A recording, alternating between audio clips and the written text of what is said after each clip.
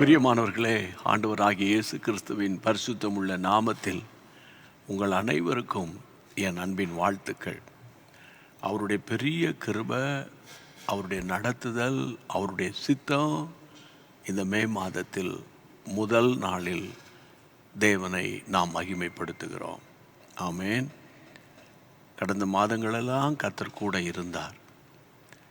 உபத்திரவங்களிலும், கஷ்டங்களிலும், பாடுகளிலும், நிந்தைகளிலும், சில அவமானங்கள் மத்தியிலும், சில நல்ல சூழ்நிலைகள் மத்தியிலும் இயேசு உங்களோடு இருந்தார். அதை நினைத்து முதலாவது கர்த்தரை ஸ்தோத்திரம் பண்ணணும். கடந்த 4 மாதம் கஷ்டங்கள் வராமல் இல்லை, போராட்டங்கள் வராமல் இல்லை, பலதரப்பட்ட நெருக்கங்கள் வராமல் இல்லை. ஆகிலும் என் மீட்பர் உயிரோடு இருக்கிறார் என்று யோபு சொன்னது போல கர்த்தருடைய பிள்ளைகளை இம்மட்டும் உங்களை நடத்தி கொண்டு வந்த, என்னை நடத்தி கொண்டு வந்த கர்த்தரை முதலாவது அப்படியே ஸ்தோத்திரம் பண்ணுங்க, ஸ்தோத்திரம் பண்ணுங்க. கடந்த 4 மாதம் நடத்தினீரே, கடந்த 4 மாதங்கள் நடத்தினீரே. என்னை போல கரங்களை உயர்த்தி கர்த்தரை ஸ்தோத்திரம் பண்ணுங்க. கடந்த 4 மாதம் நடத்தினீரே, நன்றியோடு மை ஸ்தோத்தரிக்கிறோம் அப்பா. அப்பா, 4 மாதம் நடத்தின கர்த்தருக்கு ஸ்தோத்திரம் சொல்லி பாடுவோமா? இம்மட்டும் நடத்தினவர் இனியும் நடத்திடுவார். இம்மட்டும் நடத்தினவர் இனியும் நடத்திடுவார். கண்மணி போல காத்த ரட்சகர் கரம் பற்றி நடத்திடுவார். கண்மணி போல காத்த ரட்சகர் கரம் பற்றி நடத்திடுவார். நன்றியோடு நான் பாடிடுவேன் கர்த்தர் செய்த நன்மைகளை. இருமையால் நடத்தினீரே, நன்றி செலுத்திடுவேன். இருமையால் நடத்தினீரே, நன்றி செலுத்திடுவேன்.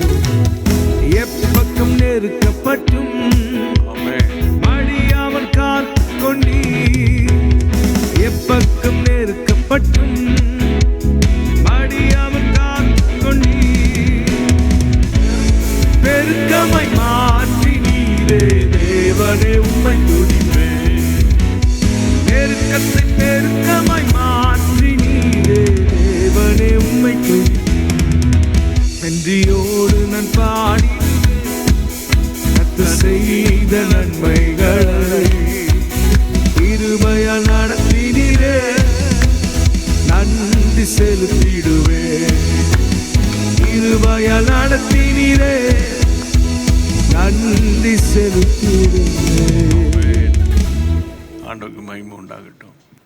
இந்த கடந்த ஏப்ரல் மாதம் சிலர் கர்த்தருடைய கிருபையினால் ஓட்டத்தை நல்லபடியாக முடித்து அவங்க தேவ சமூகம் போயிருப்பாங்க.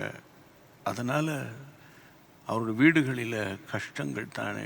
மனைவியை சாக கொடுத்தவர்கள், புருஷனை சாக கொடுத்தவர்கள், பிள்ளைகளை சாக கொடுத்தவர்கள், இப்படி அப்பா அம்மாவை சிலர் சாக கொடுத்தவர்கள் கஷ்டத்தோடு இருப்பாங்க. அவர்களையும் கர்த்தர் ஆறுதல் படுத்தி, அவர்களையும் கர்த்தர் பலப்படுத்தி கிருபையாய் நடத்துவார். சரி, இப்போ நம்ம ஒரு புதிய மாதத்துக்குள்ளே வந்துட்டோம். மே மாதம், 5வது மாதம். பொதுவாக மே அப்படின்னால ஒரு பயங்கரமான கோடை வெயில். அதுவும் எப்போது இல்லாத அளவுக்கு இந்த வருஷம் அதிகமான அளவு உச்சக்கட்ட வெப்பநிலைக்கு தமிழ்நாடு செல்லும் என்று சொல்லப்படுகிறது. சரி, இன்னொரு பக்கம் கோடை காலம். பிள்ளைகள் வீடுகளில், அதாவது பள்ளிக்கூட விடுமுறை நாட்களை கழிப்பார்கள். கிட்டத்தட்ட அநேக சபைகள் விபிஎஸ் கிளாஸஸ் எல்லாம் போன மாதமே கிட்டத்தட்ட முடிச்சிட்டாங்க. ஒரு சில சபைகளில் தான் இந்த ஃபஸ்ட் வீக் வரைக்கும் வரும். கோடை காலத்தில் பிள்ளைகளை எப்படி கண்ட்ரோல் பண்ணுறதுன்னு தெரியாமல் இப்படி ஒரு பக்கம், இன்னொரு பக்கம் பிள்ளைகள் வீட்டுக்குள்ளே ஒரே சண்டை போட்டுக்கிட்டு நிம்மதி இல்லாமல் இருக்கிற இன்னொரு பக்கம், இந்த மாதத்தை நான் எப்படி சமாளிக்க போகிறேன், இந்த மாதத்தை நான் எப்படி நடத்த போகிறேன், இது ஒரு பக்கம். இன்னொரு பக்கம் அடுத்த மாதம் பிள்ளைகளுக்கு ஸ்கூல் ரீஓப்பனிங். அப்போ புதிய கல்வி ஆண்டு அப்படின்னாலே இப்போ ஒரு பெரிய ஒரு பாரம் தாய்க்கும் தகப்பனுக்கு இருக்கும். என்னது, பிள்ளைகளுக்கு ஃபீஸ் கட்டணும்.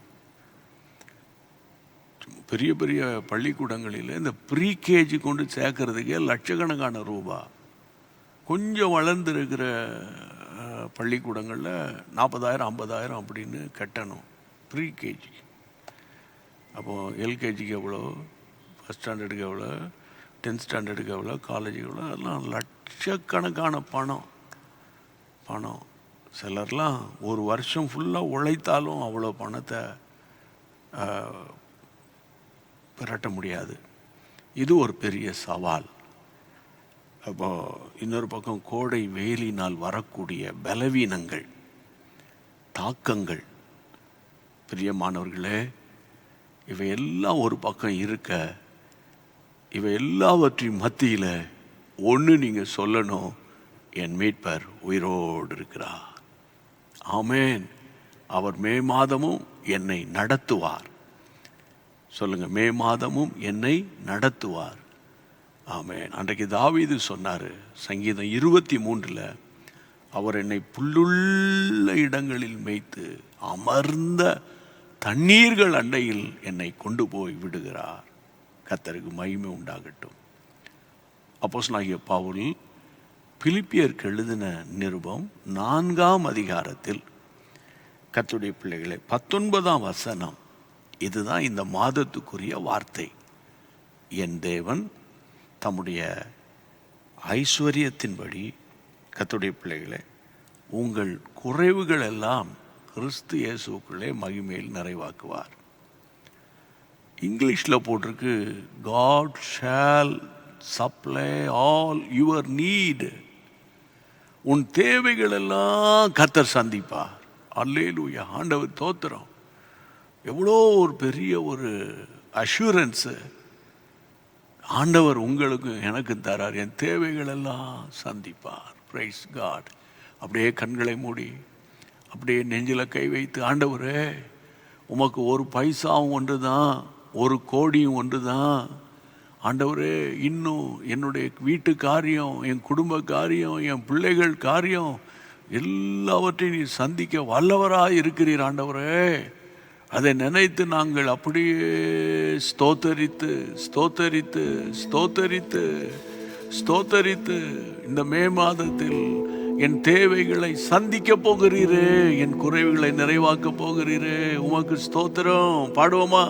உமக்கு ஸ்தோத்திரம். குறைவுகள் வந்த போதும் குறுகாமல் காத்து கொண்டீ, குறைவுகள் வந்த போதும் குறுகாமல் காத்து கொண்டீ, குறைவாய் மாற்றி நீரே தேவனே உம்மை துதிப்பே, நன்மையும் கிருபையும் தொடர செய்தீர் தேவனே உம்மை துதிப்பே, நன்றியோடு நான் பாடிடுவேன் கர்த்தர் செய்த நன்மைகளை, கிருபையால் நடத்தினீரே நன்றி செலுத்திடுவேன், கிருபையால் நடத்தினீரே நன்றி செலுத்திடுவேன், நன்றியோடு நான் பாடிடுவேன் கர்த்தர் செய்த நன்மைகளை,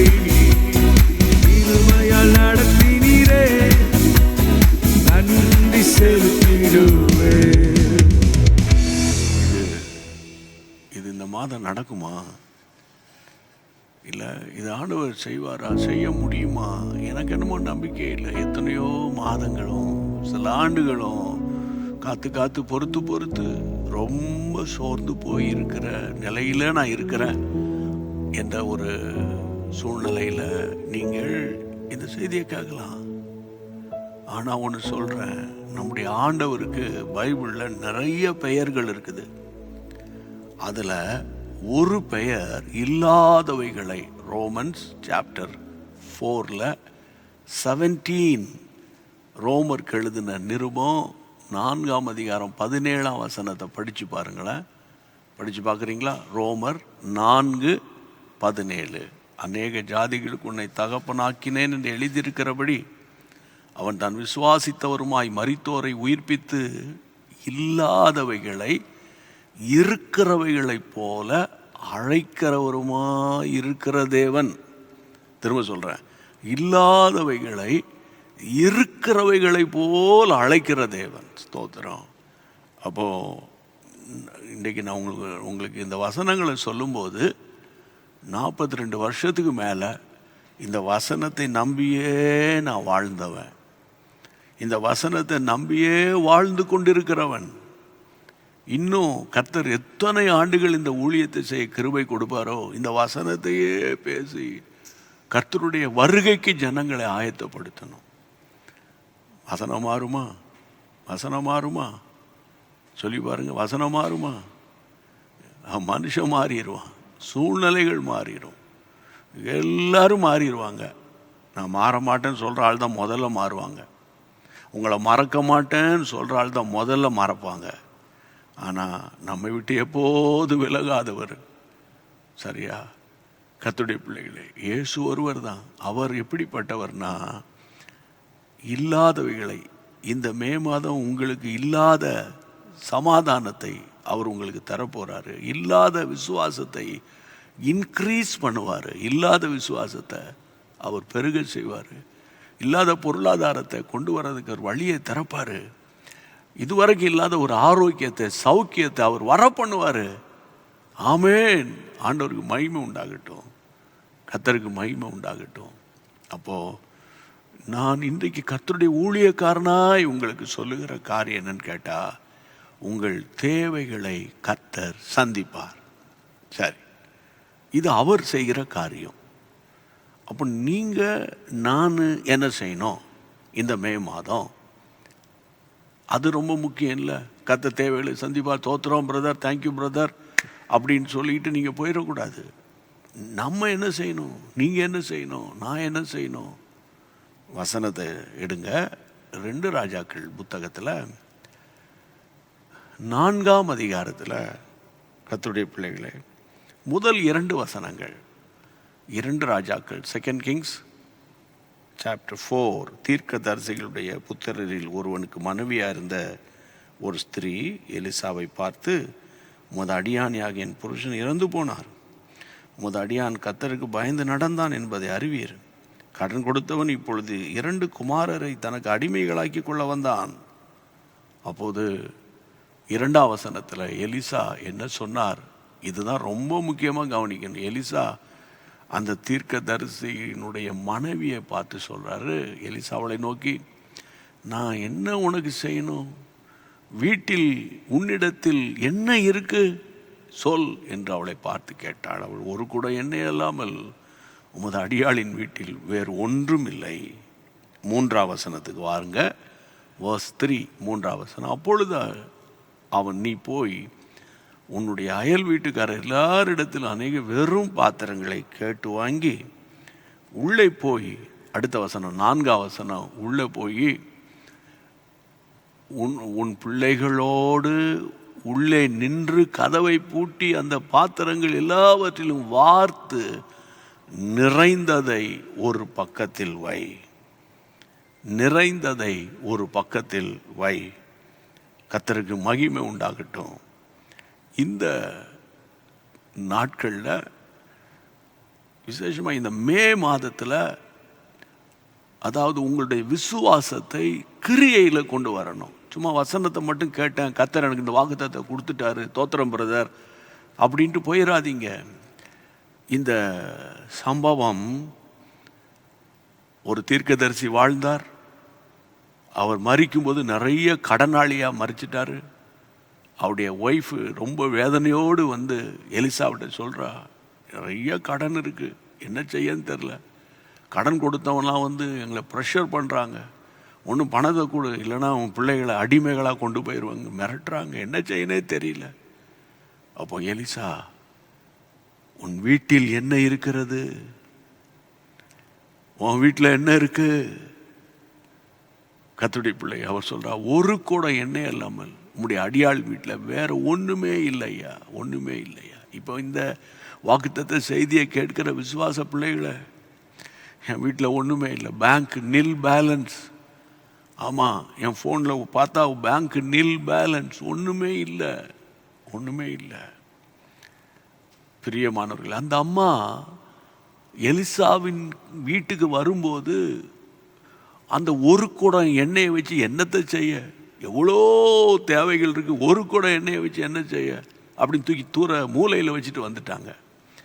ஆனால் முழு அற்புதமும் அந்த ஒரு குடம் எண்ணெயில் தான் இருக்கு. முழு அற்புதமும் ஒரு குடம் எண்ணெயில் தான் இருக்கு. கர்த்தருடைய பிள்ளைய, நீங்க ஊழியர்களை நம்புறீங்களோ இல்லையோ, ஊழியக்காரன் சொல்லுகிற வேத வசனத்தை நம்புங்க. ஆமென். ரெண்டாவது, கர்த்தரை நோக்கி பாருங்க. ஆச்சரியமா இந்த மாதத்தை கர்த்தர் நடத்தி கொடுப்பார். அல்லேலூயா. வசனம் சொல்லுகிறது, உன் வீட்டில் என்ன இருக்கு, உன் பிரச்சனை இருக்கு, கடன் இருக்கு, அது இருக்கு, கஷ்டம் இருக்கு, போராட்டம் இருக்கு, அதை சொன்னதையே திரும்பி திரும்பி சொல்லிட்டு இருக்காத.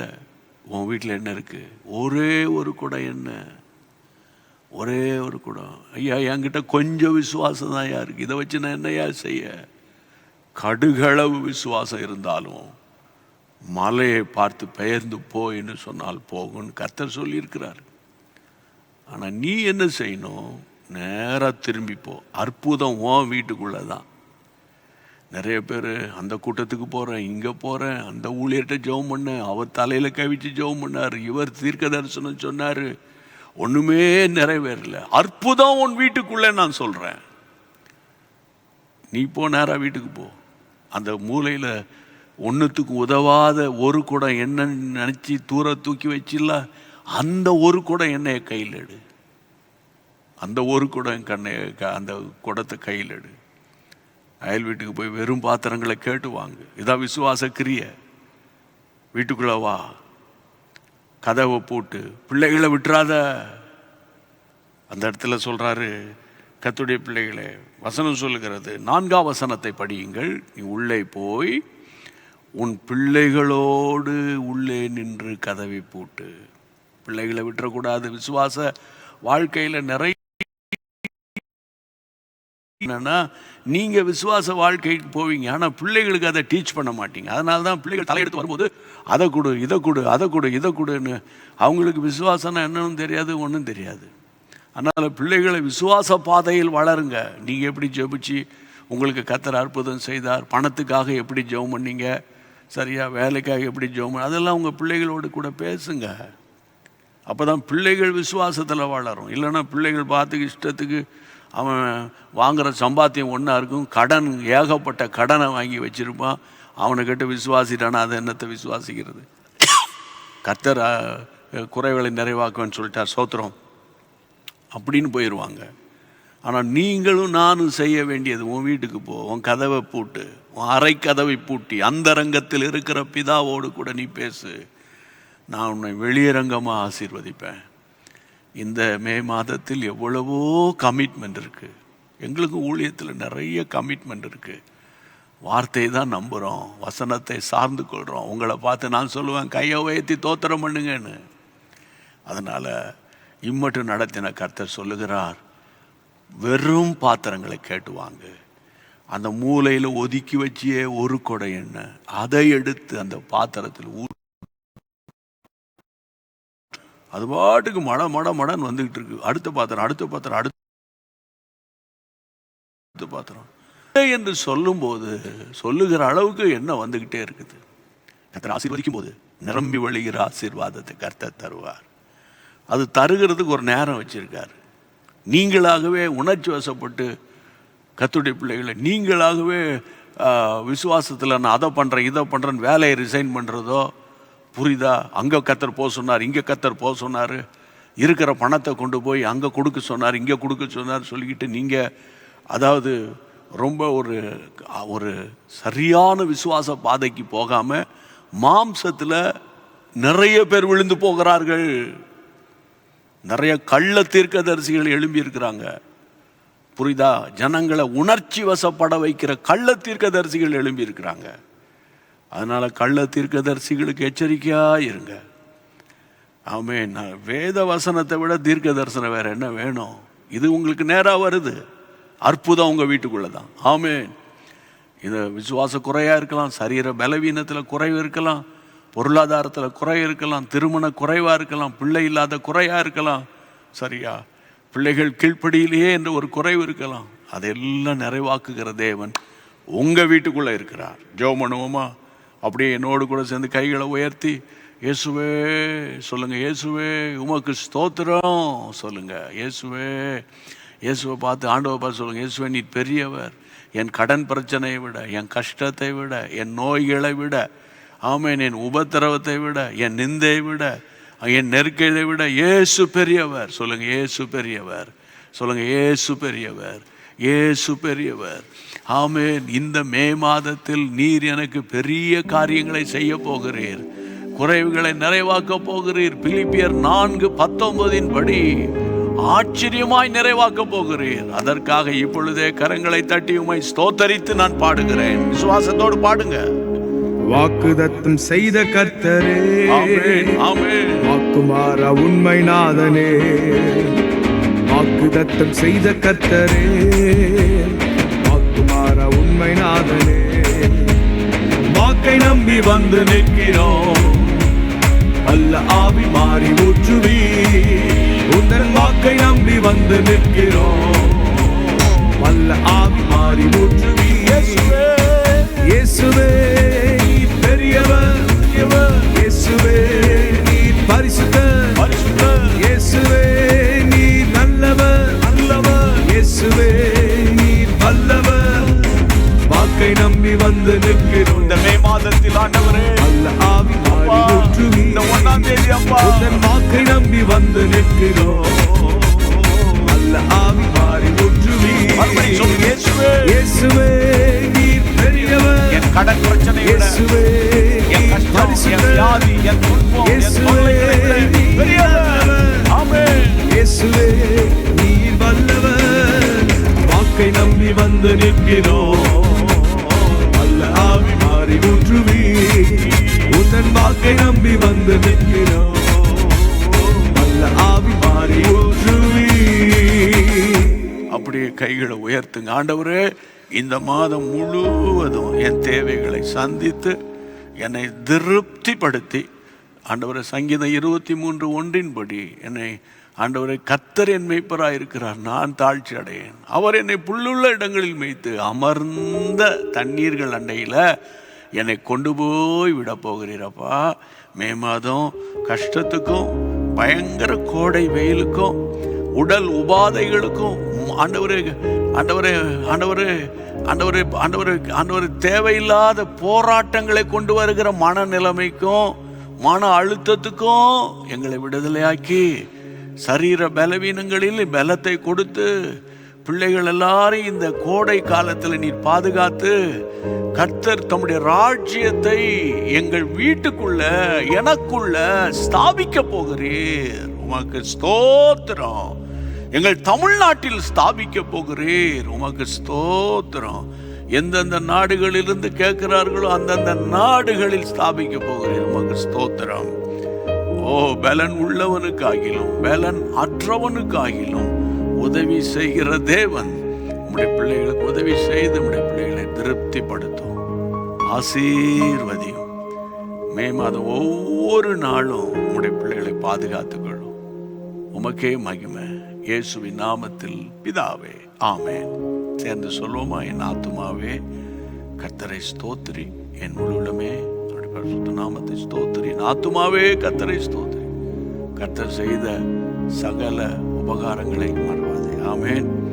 கர்த்தருக்குள்ள சந்தோஷமா இருங்க, கர்த்தரை சார்ந்திருங்க, கர்த்தர் உங்களை நடத்துவார். ஒவ்வொரு நாளும் ஆன்லைன் ஊழியத்தை தவற விட்டுறாதீங்க. வாராந்திர இரவு ஜெபத்தையும் மிஸ் பண்ணிடாதீங்க. God bless you. அன்பான தேவனுடைய பிள்ளைகளே, இச்செய்தி உங்களுக்கு மிகுந்த ஆசீர்வாதமாக இருந்ததென்று நாங்கள் நம்புகிறோம். தொடர்ந்து எங்கள் செய்திகளை கேட்டு கர்த்தருக்குள் ஆசீர்வதிக்கப்பட ஜீசஸ் மீட்ஸ் மினிஸ்ட்ரீஸ் என்கிற எங்கள் யூடியூப் சேனலை சப்ஸ்கிரைப் செய்யுங்கள். மேலும் உங்கள் ஜெப உதவிக்கு எங்களோடு நீங்கள் தொடர்பு கொள்ள வேண்டிய தொலைபேசி எண் 9842252836 மற்றும் 7299546363. Email gpsrobinson@hotmail.com. கர்த்தர் உங்களை ஆசீர்வதிப்பாராக.